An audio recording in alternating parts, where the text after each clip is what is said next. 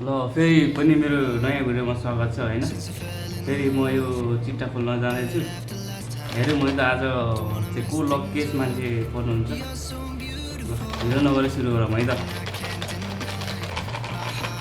Okay ल म खोल्न जाँदैछु होइन।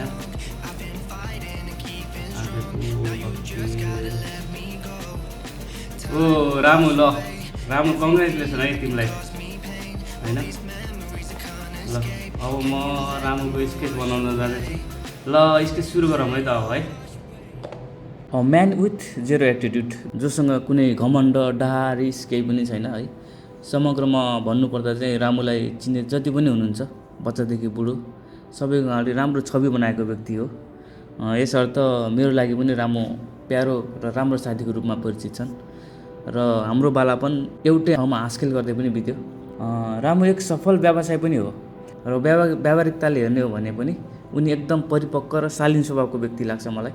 सानो सानो कुरामा खुसी हुने व्यक्ति पनि हो रामु। मैले धेरै नै नोटिस गरेको छु।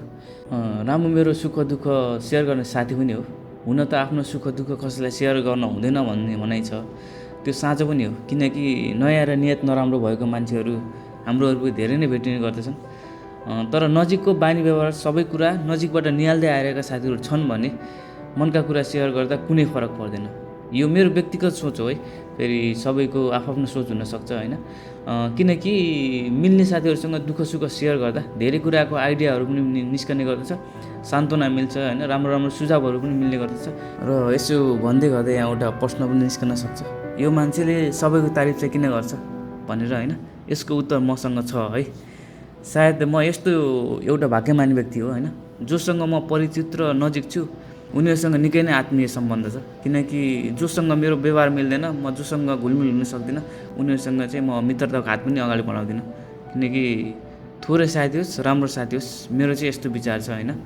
ल यति भन्दै गर्दा स्केच पनि सक्न आँट्यो। ल त रामु, स्वस्थ हुनु, मस्त रहनु, सधैँ यस्तै प्यारो बन्नु होइन। हाम्रो आगामी जिन्दगीको यात्रा पनि यसै गरी बितेछ है त। ल अहिलेलाई चाहिँ म बिदा हुन चाहन्छु। फेरि अर्को भिडियोमा भेटौँला है त।